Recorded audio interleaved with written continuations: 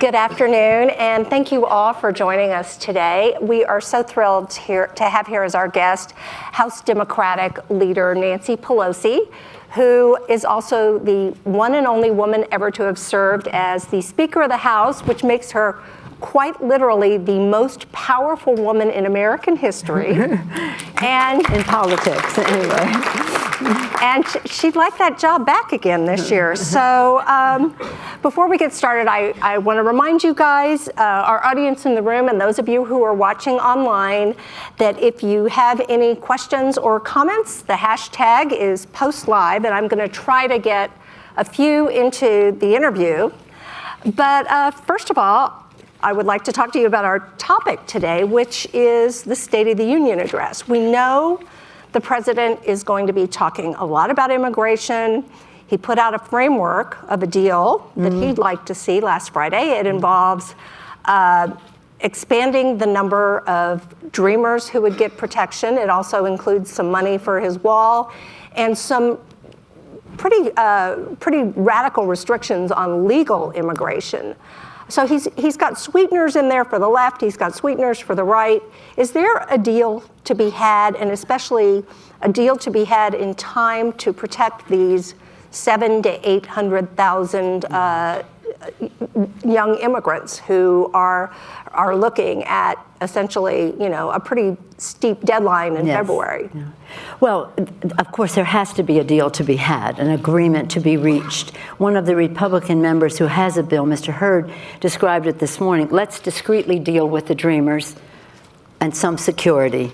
And then if we want to go to the other subject of a fuller comprehensive immigration reform and all that that entails, that's a bigger subject that takes more time. But for right now, if you really do care about the dreamers, there is an agreement to be reached. And it has been presented, and it seems like the president is right there, and then he's not. And it's really discouraging because what he has put forth in this framework is really not in keeping with what immigration has meant to America. We are a country of immigrants unless we were blessed to be born as Native Americans, and God bless us, our country, for their contribution to our success. But the immigration has been the constant reinvigoration of America. Every immigrant who comes here with hopes and aspirations to make a future better for their children and their families ascribe to what our founders had in mind, that every generation would take advantage, would take the opportunity to make the future better for their families and therefore for our country. So when they come with that hope, determination, courage, and optimism to make the future better, this immigration makes America more American. And that's not what happens in the president's bill. But you mentioned that there will be suggestion. That Democrats are open to resources for border security. Yes. Does that mean that Democrats have come around to the idea that the president can get some money for his wall? Well, in other words, we're talking about border security, and what is that? I mean, in other words, we all have a responsibility, and we recognize it, to protect our borders. Every country must do that, and that means north and south in our case, and others coming in other ways, but especially the two physical borders. And so we had been receptive to saying what is it that the Border Patrol has as their I don't want to say wish list, but what they're suggesting to meet their needs. And that actually is what we have in some of our legislation. And that is commensurate, God bless you, and appropriate to what the number of people we're trying to protect. Another bill, when there was a bipartisan bill in the Senate that was agreed to, it had more money for border, but it also gave a path to citizenship for 11 million people in our country. This is a much smaller number, the commensurate border protection, in keeping with what the Border Patrol has said they need. So wall money is not a deal breaker for you? Well, when you say wall money, what do you mean? Do you mean levees? Do you mean fences? Do you mean mowing the lawn, where the grass, where a lot of people have kind of come through unsuspected? There are many things about border protection, and if there's some physical structure, so be it, but a 2,000-mile wall that costs $25 billion, which, by the way, the Mexicans are not paying for. Please. And by the way, if you know anything about the region, it's a community with a border going through it.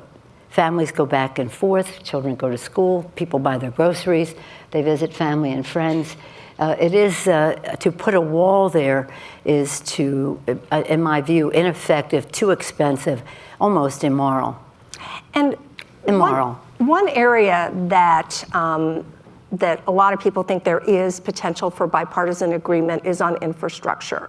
Yeah. The president has talked about sums of money. He really hasn't put a lot of details into what he would like to see. What are you going to be listening for tomorrow night on that? Well, the president has always talked about infrastructure, but it's also, just as with immigration, been a moving kind of target. We had thought that when he talked about infrastructure in the first meeting we had in a bipartisan way with the President of the United States a few days after his inauguration last year, was that $1 trillion to be invested into infrastructure. What they've come up with now is this mini plan, which is like $200 billion. That's over 10 years, $20 billion. I mean, it doesn't even come close to what we need. We have trillions of dollars, according to the Society of Civil Engineers, trillions of dollars of deficit. Just think of what it could mean for America if we made a real commitment. That $1 trillion put forth building roads, bridges, mass transit, high-speed rail, broadband, water systems. Some of our water systems are 100 years old, made of brick and wood. I mean, they really need to be replaced. It's a health issue almost. And so with all of that, school construction, it could help to grow the economy all over the country, create good paying jobs. And again, the care and feeding goes with the jobs that are out there. So it would also stimulate the economy in many other ways. Create jobs in the building, sustain commerce in the process, improve the quality of life in terms of the investments in infrastructure, which take cars off the road, et cetera, done in an environmentally sound way. The president's proposal meets none of those standards. In fact, it puts some of the burden on states and cities, municipalities, state and local governments, which he has just slapped in the face with the state and local tax reduction in that tax deduction. So they're saying to them, you're going to get less resources, and by the way, you're going to have to raise taxes if you think you're going to get we're going to have some collaboration. And by the way, some of the money that you've already put up for infrastructure, that's not any longer going to be counted in all of this. So it's a really bad deal for state and local government. Instead of doing Build America bonds, where the states and local government take over. Now, one other part of it that is a problem, and I pointed out to the president a year ago, is you cannot expect to put forth some mini program that is subsidizes the private sector to build the infrastructure. Now we've guaranteed their loan, and now they're going to build it, own it, and charge tolls. So the taxpayer is paying twice. So there's, getting back to your question, yeah, there is a way to do this. Infrastructure has really never been a source of partisan disagreement. We've always found our way because everybody knows that this is important to our country. Again, in itself, to create jobs immediately, but really to promote commerce, to improve the quality of life, to move product to and from market, especially where time is important in terms of perishability. I mean, we really need to do this, and we've always understood it, and now they're coming up with some. This is another example, whether the immigration bill and this bill as a tax bill. Let us give you this little thing while we do this other problematic stuff, but you'll be attracted to the fact that we have this little goodie in there for you. A little goodie in the tax bill while it gives a banquet to the 83% of it going to the top 1%. A little statement about infrastructure, while most of it is really, no, this isn't what the role of federal government is in terms of infrastructure in our country. President Eisenhower recognized it as a national security issue, the interstate highway system, as a national security initiative connecting us. And then again on immigration, well, we're going to give them citizenship in 10, 12 years, but at the same time, we're going to upset the rest of our immigration. So it's a little teaser and a big problem in all cases. The 3 I's: immigration, infrastructure, Intelligence will be the third one. In California, on St. Patrick's Day, we always have the three I's, the Italians, the Irish, and the Israelis. Well, they call it, just for the sake of alliteration. And I think that we're going through that right now with infrastructure, the problem with intelligence. I don't know if you'll get to that, but this is seriously undermining our country. I would like to ask you about that, because you, between your time on the Intelligence Committee and your years as leader, where you have been read into every crucial intelligence question there is, I don't think there's anybody in Congress who has had as many years of dealing with highly sensitive intelligence issues as you have. What are the implications and the ramifications going forward of this fraying that we have seen between the executive, between the executive and the intelligence community? Well, it's not between the intelligence. What is happening now is a massive politicization of intelligence, and we have to protect the intelligence community from that. What is happening right now is that the chairman, let me put this in context. Yes, I have served longer than anybody in history, and I don't know if anybody will ever catch up to me because I started in the early 90s as a member. Then I had the ranking position. I'm so proud of Adam Schiff, and isn't he doing a beautiful job in his role? Eric Swalwell is here, another member of our committee. But and I'm very proud of all of our members. The speaker and the leader have the privilege and the responsibility to deputize, to name who is on the Intelligence Committee. It's not a question of the Steering and Policy Committee making proposals to the caucus and people run and vote. It is a personal appointment. The chairman, the ranking member, speaker, the leader, as well as the members of the committee. And I think we have tried over the years to honor the fact that this is about our security.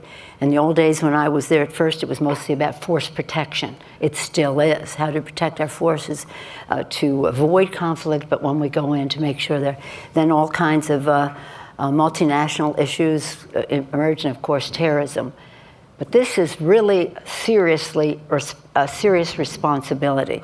And the speaker has appointed somebody who is totally irresponsible, politicizing the process, and really it should not be happening. For example, right now, he's talking about releasing a document that is predicated on another document that was put together on the basis of total misrepresentations.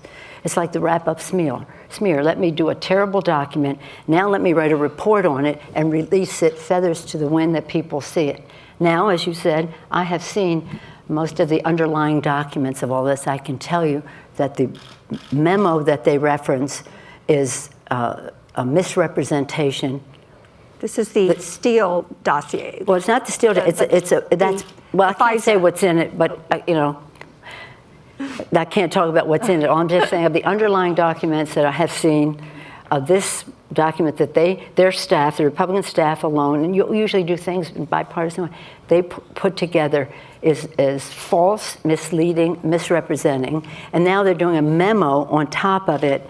And so it's like the wrap-up smear. This is bad. Now we're going to tell you about it, and now we're going to release it, which is highly unusual. I hope that tonight they don't vote to release it, but if they do, then we will have the ranking member has said, Adam Schiff, that there will be an attempt to mitigate for the damage that they're putting out there. We'd rather not any of it go out. But that the president has said, do you think he's read the underlying documents, or even the memo, or the memo on the memo, that they're going to put that out? I mean, really, this is about our national security. This is about protecting sources and methods. This is about the integrity of our intelligence. It should never be politicized, and that's what they're doing. And Nunes is really a stooge for the White House to do all of this. Since we're spending time together, I thought we wouldn't waste any of it with any niceties. You mentioned the vote that's coming up in the House today. There's also a vote coming up in the Senate on an abortion bill, one specifically that would outlaw abortion after 20 weeks. What is Mitch McConnell trying to do? It's a procedural vote. It's not a vote on the underlying bill. What do you think Mitch McConnell is up to here? I think he's up to practicing medicine, which, as far as I know, he has no credentials for. However, this is saying to doctors what they can or cannot do and what is legal if they do. This is about the health and well-being of the mother. We shouldn't be going down this path, but it's a bone that they throw to their base. And it's sad because, I grant people their position on where they are on these issues. I come from an Italian-American Catholic family, a little more conservative in their views than I am on some of this. I think they're coming around, but nonetheless, but to go into something like this is such, again,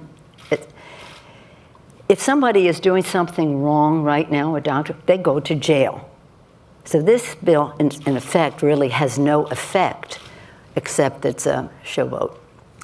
Well, I'd like to turn to my favorite subject, and I suspect one of your favorite subjects, which is the midterms, which are looking pretty good right now for Democrats. It's always difficult for the White House the first go-round in the midterms. Yeah. You've got a historically unpopular president. Yeah. And right now, the generic ballot of just would you rather see a Democrat or a Republican in your seat, the Real Clear Politics average on that polling has the Democrats up by 8 in the House. So that looks like you guys are in pretty good shape. So my question is, what keeps Nancy Pelosi up at night? Oh, eating too much chocolate during the day. Actually, the tax bill is really the dark cloud that hangs over the Capitol. The fact that the Republicans rushed through this tax bill, trillions of dollars of impact on our economy with no hearings, no expert advice as to what the impact will be on our future. A bill that is 83% of it goes to the top, the benefits go to the top 1%. They sell it as a middle-class tax cut. 86 million Americans, middle-class families will be paying more in taxes as a result of this bill. Nearly $1.5 trillion dollar tax break for corporate America, unpaid for and permanent, adding nearly $2 trillion to the national debt as you when you put in interest on the debt service there. And again, robbing from our children's future. And then, this is why it keeps me away, using it as an excuse to then say, well, we can't really spend too much money on the domestic budget because we have this deficit. The deficit they created, and by the way, which they said, oh, it's going to pay for itself with all the growth. Well, if it is, then we have money for the domestic budget. If it isn't, you shouldn't have done it in the first place. So that is coloring our negotiations on the caps. Well, but for that, I thought we were close to a solution. The tax bill has put a little fear of the Lord into some members because they know that if we have a cap agreement, it will increase the deficit. Well, the national debt. It's gotten to be pretty predictable that in these midterm election seasons, you're going to see a lot of yourself on television in Republican campaign ads. We've already seen one in Pennsylvania quite recently. And one of the arguments that they are making in the ads is taking issue with your use of the word crumbs to describe the, say, average $1,000 that people are the average household gets in their pocket from this bill. I noticed that you just used the word goodies rather than crumbs. Was crumbs goodies? Either way. Either one, because it's not a question of $1,000. It's a question of the billions of dollars, the banquet that they have put for the top 1%. Now, I don't begrudge anybody their success, their wealth, their achievement. God bless you for that. But I saw a cartoon. The cartoonists always sort of have it. It's the middle class, like a little mouse, a piece of cheese on the mouse trap, and then the fat cat's just waiting for that middle class person to take that. This is unconscionable that they would have 83% of the benefits going to the top 1%. So that's my point, is it's not what it is, it's what it isn't. And what it is for the banquet of money at the top end, extraction of money, but trying to sell it as something that you should be just so glad to get. No, our people deserve better, and if we could have had a bipartisan discussion on tax. Yes, you want to lower the corporate rate, what makes sense? So, but they didn't want to engage in that because they were afraid of it. because it would give more benefits to many more people, and that was not their goal. Their goal was trickle-down economics. If it trickles down, that would be good. If it creates jobs, that would be good. If it doesn't, so be it. That's the free market. That's what they tell us. Well, so what's going to be critical for you guys in this election are having the right kind of candidates in the right kind of districts. Right. And you've got, 23 districts out there where you have a Republican incumbent member of Congress in a district that Hillary Clinton won in the presidential. Because you want to talk politics. You want to talk politics? Okay. Well, first let me get to your first point. Yes, they always like to, I'm so proud to come from San Francisco, and I'm so proud of our San Francisco values, but that seems to be what they like to do, a cable car, LGBT, all of that. And that's, how they put this all forth. And I saw Come From Away, the play, and in it they sing, make me a channel of thy peace. Do you know that song? Make me thy joy, there's darkness, light, hatred, love, despair, hope. And that's the anthem of our city of San Francisco. It's the song of St. Francis, our patron saint. And yet they want to characterize my city in a certain way and identify a candidate with me and that. And, we're really proud of who we are. Now, some of these candidates I've never met. It's really important for these candidates to come from their communities, as this candidate did in Pennsylvania that you referenced. But it is important because your title and your job description are the same, representative. You're not representing my district, and I'm not representing yours. Job description, representative. Title, representative. So your point, Karen, was exactly right. There has to be a connection between the candidates and the districts make those decisions. History is on our side in terms of if the president's numbers go below 50, it's a bad year. The next year will be bad. I always say, tell me where the president is the November before the election, and I'll tell you if the door is open for us. If the president's under 50 of the opposing, let's say the Republicans, well, when Clinton was president, his numbers went down, they won. Bush, his numbers went down, we won. Obama, his numbers went down, they won. It's not dispositive of the election. There are many other things going on, and you have to be strategic, cold-blooded in terms of your decisions as to where you allocate your resources. But you never underestimate your opponent, never. But you don't overestimate them either. And right now, I have never seen in all my years in politics more enthusiasm at the grassroots level, wanting to take responsibility, to run for office, to support friends. That taking responsibility gives us opportunity. So again, this 9.5 months until the election? When it's 10.5 months until the election, whatever it is. It's not today. If it were today, I think that overwhelmingly we would win. It's not today. But we do have to make sure that we have truth. And we say to each other, this is about authenticity.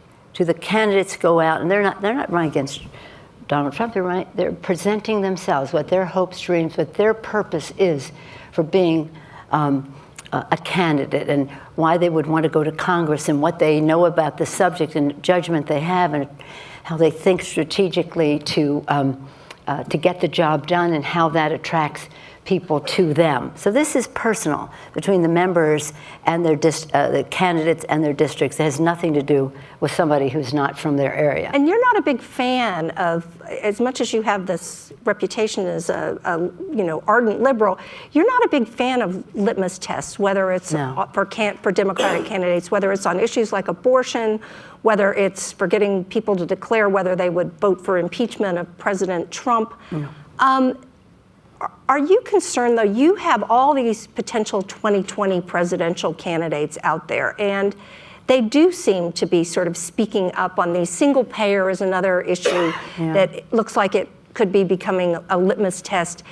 Is that a problem for, is 2020 and where the party is on some of those issues a problem for some of your 2018 candidates? No, but I appreciate you. I mean, it's certainly something that should be reviewed. But here's the thing. our party is a Democratic Party. It has a lot of vitality, diversity, and the rest. And as I said earlier, it's not for us to go in and say, you should be the candidate and this is how you should. It's about what they can attract to what they're talking about. So I get credit for, you've kept the party so unified. I don't. I shouldn't deserve that credit. What unifies the House Democrats and the Senate, and we're together on our better deal, better jobs, better pay, better future, is our unity about the economic security of America's working families.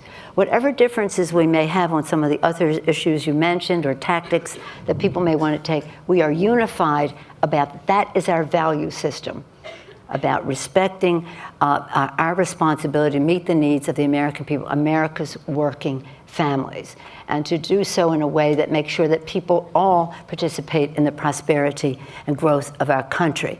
And also, I think my responsibility as a leader is to be unifying, but not just in my caucus, but in the country, and to be transparent, have transparency and openness. Let's do a tax bill, let's do an immigration bill, let's do an infrastructure bill, let's do it openly so people can see what the choices are. And then also, again, issues like impeachment and the rest, that will take its course, but it's not a unifying thing for the country to go down a path at this point, in my view. But overwhelmingly, I think a lot of people in the public have a different view on that. And if I were out there, I might too, but I have a different responsibility here. Transparency, unity, bipartisanship. That's why we come here. We don't come here to be doing party work. We come here to honor the values of our country. And again, that is to try to, in the solutions you choose, when you have some options, to bring people together. So Jack on Twitter asks, if you get that gavel back next January, what's your top priority? Well, first of all, it's not about me getting the gavel back. I just want the Democrats to have the gavel back, and really the American people to have the gavel back, instead of what motivates people to do a tax cut. Who motivated that, right? They shouldn't have this gavel. So it's not about me. But I think right away we would do something to, again, lift up the American people in terms of their financial stability and financial security. And part of that financial security is their access to quality, affordable health care as a right, not a privilege. Some of it is to have a fair tax agenda so that they can, again, participate in creating growth, because you're not going to have growth in the economy unless you have consumer confidence across the board in the great middle class and those who aspire to it. So it would be an agenda that we are putting together in our Better Deal, Better Jobs. It's about a job initiative that creates growth, that generates good-paying jobs, that increases the paycheck, that lowers the cost of prescription drugs, lowers the cost of your communications each month, and the rest. So it would be about jobs, and it would be about growth. And we have time for one last question, and I want to ask you, one thing we are seeing this year is just extraordinary numbers of women stepping up to run for office. Isn't that exciting? At every level. I think there were, last I looked, something like 75 women whose names are in the mix running for governor. Women, when they run for office, have a different set of challenges than men do. So what would your advice be to women candidates as they step into this arena? Well, what my advice would be is what it has always been, because when I came to Congress, there were 12 Democrats, 23 women, 435 members in the House, 23 women. And I was determined right from that day that we would have it as a priority to elect more. We're now on the Democratic side up to 65. The Republicans, I think, are up to maybe 20. But we made a decision to do that. A third of our caucus is women. Half of our caucus are women, minorities, and LGBT. I'm very proud of that history. But here's the thing, and the best advice I got when I ran for office, and I say this to women all the time, be yourself. Know your power. Be who you are. You may see other people that you think, oh, I'd like to be that or that. Forget that. Authenticity is what matters. Who you are, your sincerity as to why.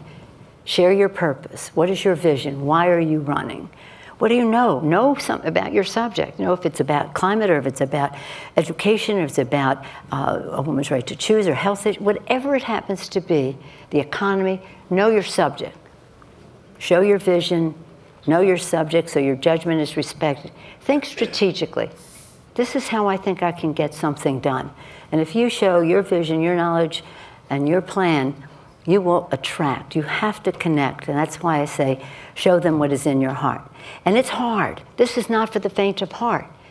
But women are so needed. And so I keep saying, when you're making the decision, weighing the equities, weigh how important it is that you make this decision to run. Because nothing is more wholesome for our political process, for our governments, or actually for any aspect of our economic and social life than the increased participation and leadership of women.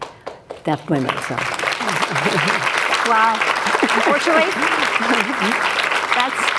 that's all the time we have today, but that's a great note on which to end. Leader Pelosi, thank you so much for being with us today. Thank you.